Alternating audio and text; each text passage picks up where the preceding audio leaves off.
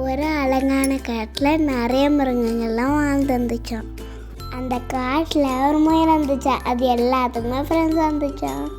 அந்த காட்டில் ஒரு நரி ஒன்று இருந்துச்சான். அந்த நரி நைட்டு வந்து அந்த நரி சேர்த்து வச்சிருக்க உணவெல்லாம் திருடி தின்னுட்டு போயிருமா நினச்சி முயலும் அணிலும் கவலைப்பட்டாங்களாம்.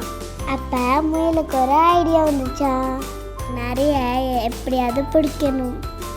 அந்த முயல் கேரட்டெல்லாம் நிறைய வரையெல்லாம் வச்சுச்சான். அந்த நரி கேரட் எடுக்க வந்துச்சான். அப்போ முயல் வந்து நிறைய கையும் காலமாக பிடிச்சிருச்சான். நரி முயலை பார்த்தோன்னே ஷாக் ஆகிடுச்சான்.